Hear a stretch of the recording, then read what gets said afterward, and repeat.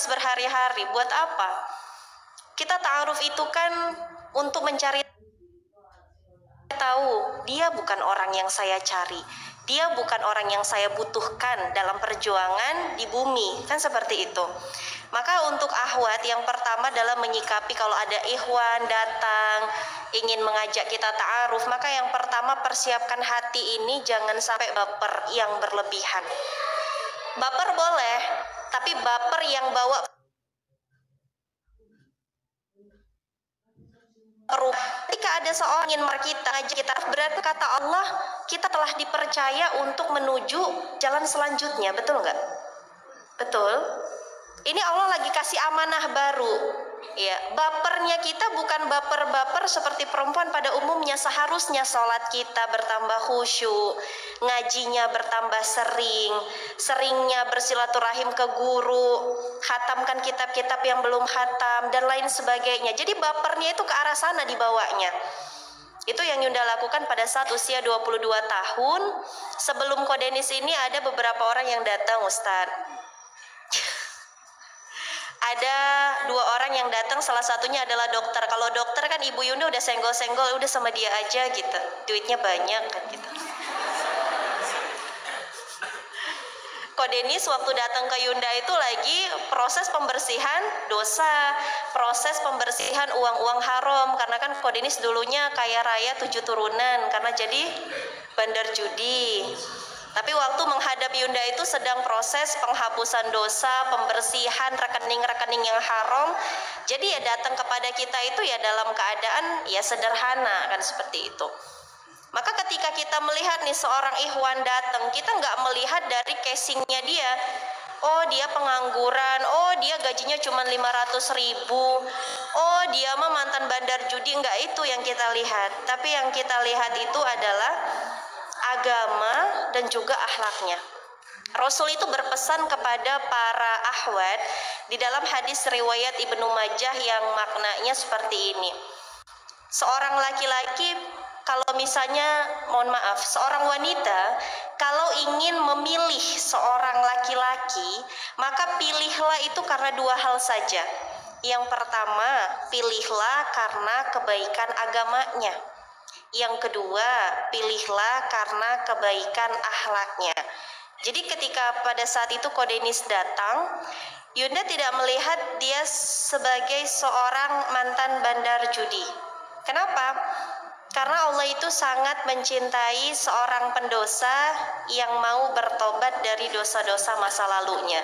Bahkan Allah sangat mencintai seorang pendosa yang mau hijrah. Jadi bisa jadi Kodenis ini ketika hijrah meninggalkan uang haram, meninggalkan Thailand, bisa jadi beliau sedang dilahirkan seperti bayi yang tanpa dosa, kan seperti itu. Lalu Yunda melihat kebaikan agama pada diri beliau itu ketika tahu sehabis pulang dari Thailand beliau mati-matian untuk belajar sama guru. Beliau masuk Darut Tauhid, menambah hafalan, kemudian berada di jalan dakwah. Kan kita lihat itu sebagai satu nilai plus dalam agama, betul kan? Akhirnya pada saat itu Yunda melihat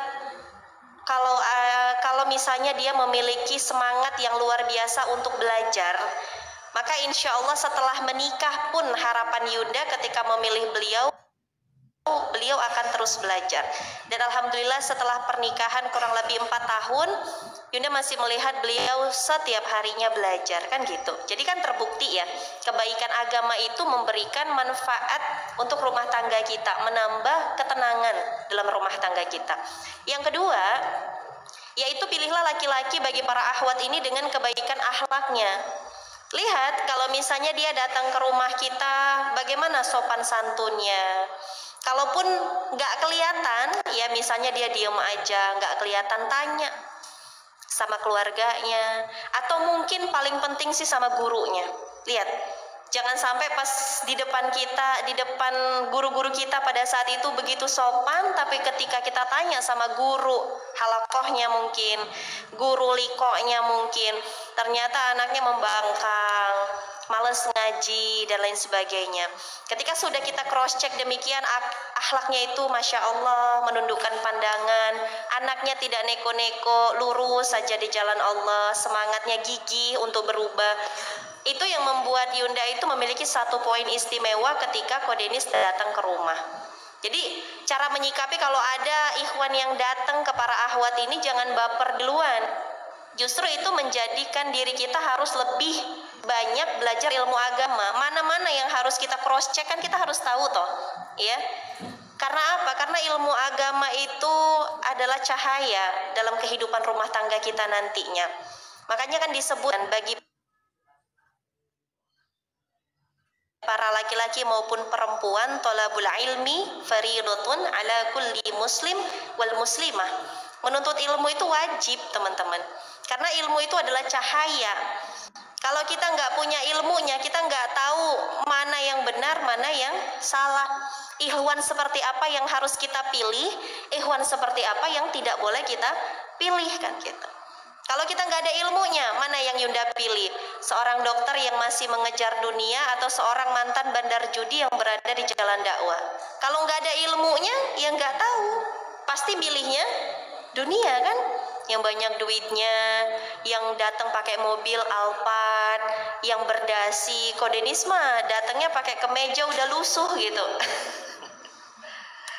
Nggak tahu belinya terakhir kali kapan kan gitu. Tapi kita nggak melihat casing, kita melihat isinya apa yang dia bawa.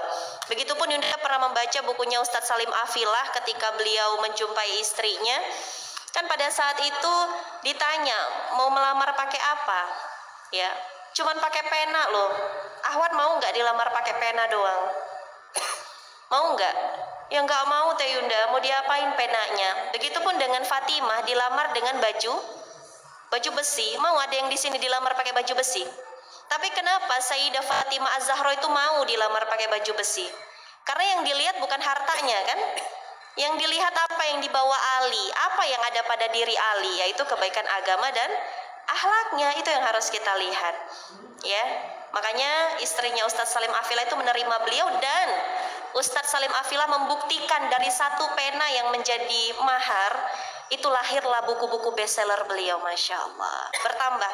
Makanya kalau proses pernikahan itu dijaga ridhonya Allah, maka pernikahan itu akan menjadi pernikahan yang barokah, berkah. Berkah itu artinya apa teman-teman? Ziyadatul khair, akan bertambah kebaikan-kebaikan setelahnya. Jadi kalau kita menikah dengan orang-orang yang menjaga dirinya, mengharapkan ridho Allah, yakinlah diri kita atas izin Allah akan bertambah kebaikannya. Pasangan kita atas izin Allah akan bertambah kebaikannya. Kita menikah dengan pasangan kita akan menambah kebaikan untuk masyarakat di sekitar kita. Itulah berkah dalam rumah tangga. Maka jangan baper-baper ya akhwat ya. Kalau ada yang mengajukan ta'aruf, yang pertama jaga hati dulu. Jangan sampai baper-baper update status, Masya Allah, Alhamdulillah, inilah yang kutunggu, nggak usah, ya kan? Langsung aja curhatnya ke Allah, ya Allah, ini adalah orang yang aku tunggu selama 10 tahun dan hari ini dia datang untuk melamarku. Ya sudah, minta sama Allah, mudahkan ya Allah kalau memang dia adalah jodohku.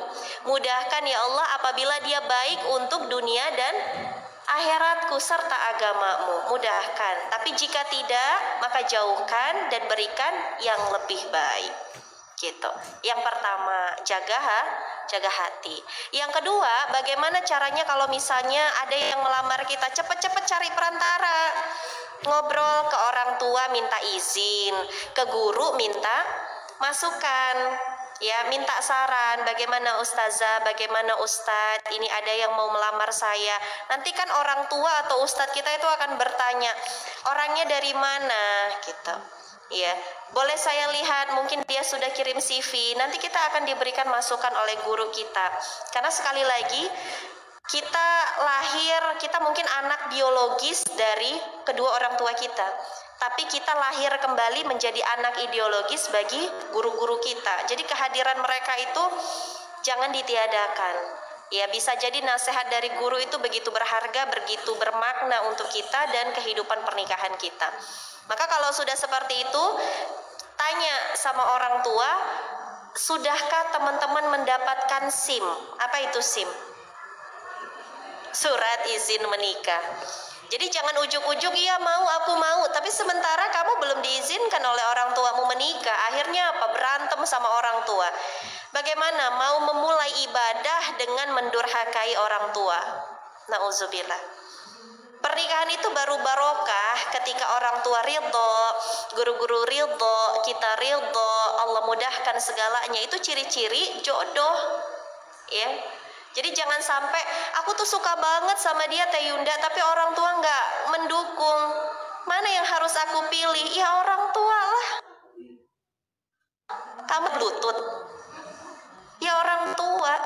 Yunda nggak berani melangkah sedikit pun dalam proses pada saat usia 22 tahun itu, kecuali orang tua Yunda mengucapkan Bapak Rito, Mama Rito. Udah baru melangkah. Guru Yunda, Ustazah Rilto, Ustadz Rilto, melangkah, bismillah. Penting. Untuk apa? Lihat, kita nggak berbicara orang, tapi kita lihat faktanya. Orang-orang yang menikah tapi tidak direstui oleh orang tua berujung kepada perceraian. Di mana salahnya Teh Yunda? Enggak salah siapa-siapa. Satu, itu sudah takdir Allah, pasti ada hikmah di dalamnya. Tapi kalau boleh kita telusuri, dia mengabaikan satu hal, yaitu ridho orang tua. Dia kan bisa toh ngambil jalan yang Allah berkahi lewat ridho orang tua, tapi dia nggak mau ambil jalan itu. Ya. Maka yang kedua adalah yang harus kita lakukan, minta izin sama orang tua, minta ridho sama guru-guru kita. Yang ketiga, buat CV. Kalau memang mau pakai CV. Kalau memang sudah kenal, bagaimana Teh Yunda? Saya udah kenal kok sebenarnya, kami satu komunitas. Ya sudah, langsung saja datang ke rumah bersama guru-guru.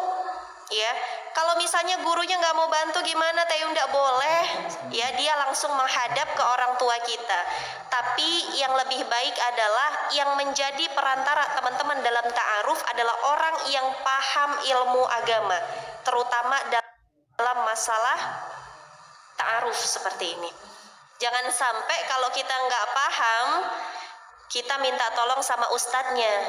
Ustadznya belum nikah juga, akhirnya yang nikah ustadznya sama calon kita, ya kan? Itu sering kejadian. Makanya Yunda katakan kalau bisa perantara itu adalah mereka yang sudah menikah, mereka yang paham tentang ilmu agama, terutama ilmu pernikahan. Mereka settle di bagian itu kan gitu. Ya, akhirnya bisa membimbing kita agar pernikahan ini diberkahi oleh Allah. Maka buat CV-nya, bagi yang belum kenal, kalau sudah kenal langsung saja datang ke rumah, sampaikan maksud dan tujuan kita. Ta'aruf itu nggak sekaku yang kita bayangkan. Karena ta'aruf itu kan artinya berkenalan toh. Tapi berkenalannya ada aturannya dalam Islam. Nggak bisa langsung yuk kita ke bioskop biar aku kenal kamu tuh gimana. Yuk kita ke pantai, kita nginep 1 malam, check in di hotel supaya aku kenal kamu gimana. Nggak seperti itu kan di dalam Islam. Ada aturannya. Kalau yang belum kenal bisa lewat CV, tuliskan di situ ya. Tapi jangan pakai topeng. Jangan pakai topeng. Kenapa Yunda bilang jangan pakai topeng? Dalilnya itu Quran surat Ar-Rum ayat 21. Allah Subhanahu wa taala berfirman, "Wa min ayatihi an khalaqalakum min anfusikum azwaja litaskunu ilaiha wa ja'ala bainakum mawaddatan wa rahmah. Inna fi dzalika ayatin liqaumin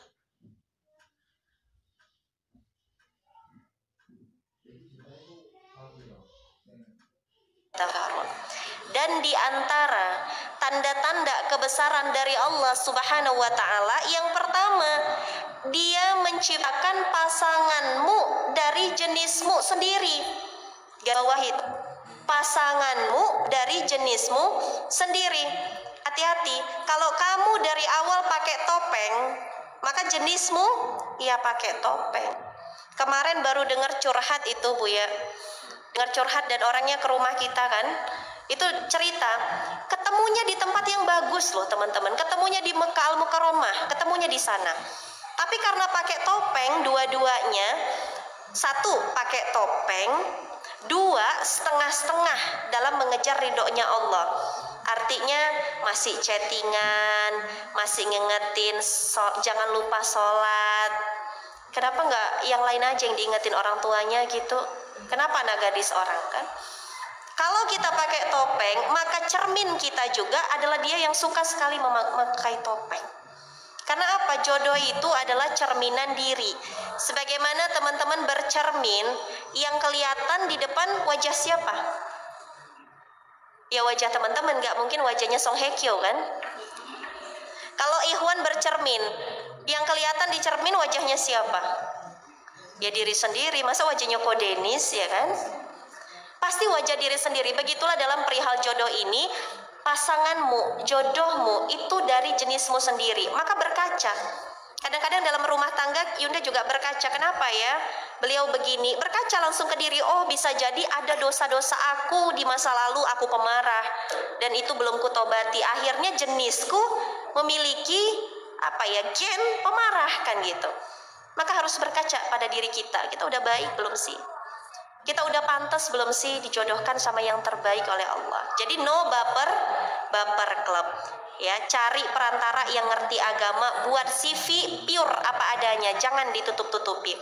Kalau boleh cerita sedikit, sebelum Yunda ta'aruf sama Koko ini kan sempat dita'arufin sama Musyrifah dengan Ikhwan yang satu pergerakan. Itu nulis CV-nya penuh dengan topeng. Kayaknya asa gimana ya, pengen dilebih-lebihkan gitu. Jadi nggak selesai-selesai CV-nya. Kayaknya pengen, kalau ditanya makanan kesukaan, karena Yunda suka pedas, aduh kalau dibilang suka pedas nanti rombeng lagi ahwatnya dalam pikiran laki-laki gitu ya. Jadi kayak bagaimana caranya agar dengan CV ini aku terkesan seperti bidadari surga gitu. Jadi nggak siap-siap CV-nya.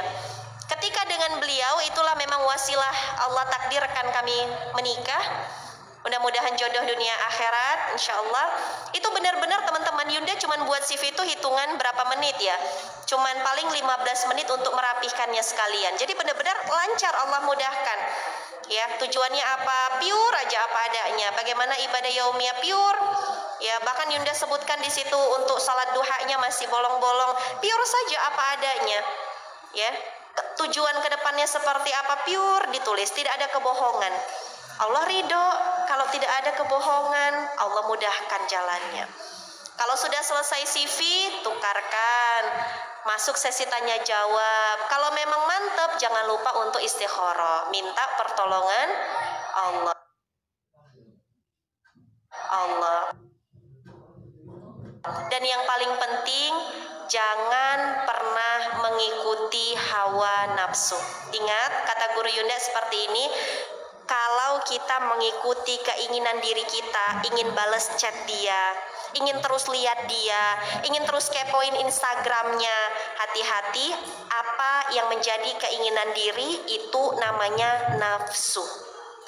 Kalau kita mengikuti apa keinginan Allah, perintah Allah, petunjuk Allah yang sudah ada di dalam Al-Quran dan As-Sunnah, maka itu namanya wahyu. Wahyu itu adalah kebenaran. Kebenaran adalah kunci keselamatan dalam rumah tangga. Seperti itu, Ustaz.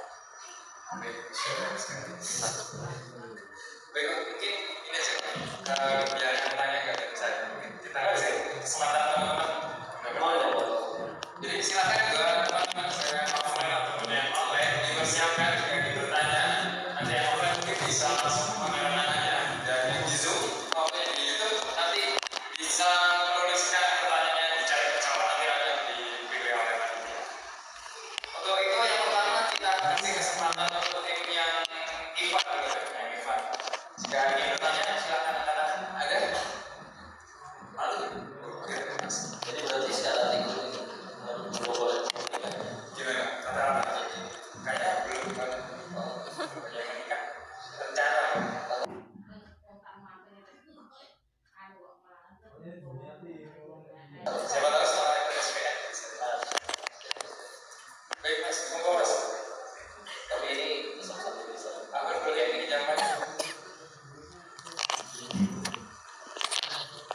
rasionya masih aman.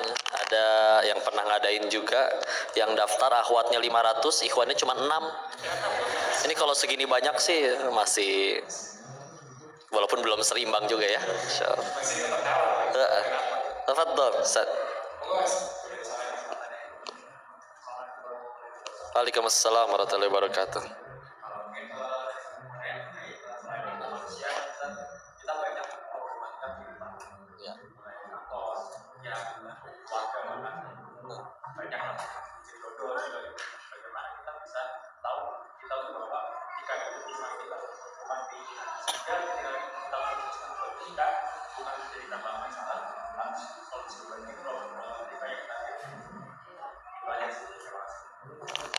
Baik, Masya Allah.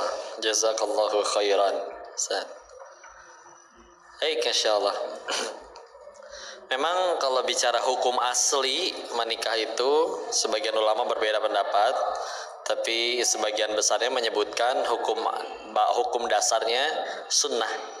Ya, walaupun hukum itu bisa berubah berdasarkan kondisinya. Ya. Maka kalau kondisinya sudah mampu, ilmunya tahu, secara finansial mampu juga, tapi salah satu pertimbangannya juga mohon maaf, sudah akil balik, sudah ada syahwat dan tidak sanggup untuk mengendalikannya, itu pun termasuk yang jadi wajib. Ya. Makanya selain nikah yang tadi kami sampaikan untuk saling bahu-membahu dalam satu tujuan, visi misi yang sama, salah satunya juga adalah pasangan kita itu, pasangan yang halal, juga mencegah kita dari perbuatan-perbuatan yang Allah tidak suka. Karena tertarik kepada lawan jenisnya itu fitrah, kepada lawan jenis sekali lagi ya, karena memang Allah menciptakannya kan Adam dan Hawa, bukan Adam dan Asep.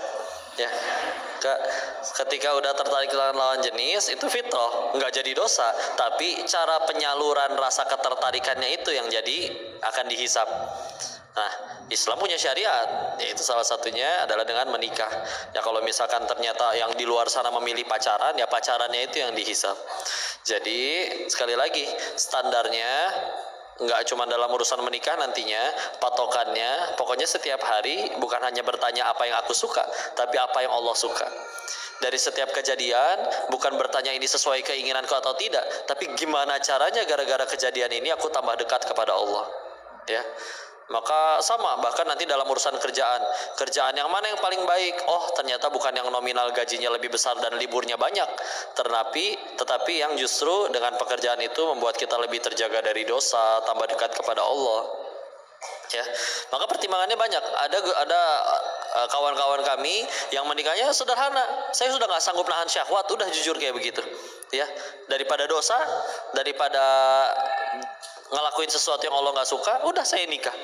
Ya, ada juga yang memang ternyata menemukan alhamdulillah visi misinya sama, bisa saling bahu membahu, dua-duanya sama-sama agnia, misal sama-sama punya usaha tambah besar, manajer bisnisnya tambah maju usahanya, akhirnya sama-sama bisa mensupport dakwah, sama-sama bayar zakatnya tambah besar, sama-sama wakafnya tambah rajin.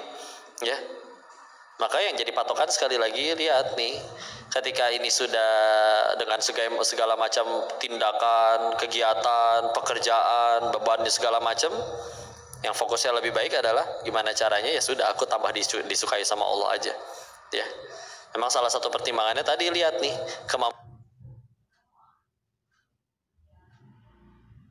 kemampuan diri untuk sanggup menjaga diri dari dosa atau tidak.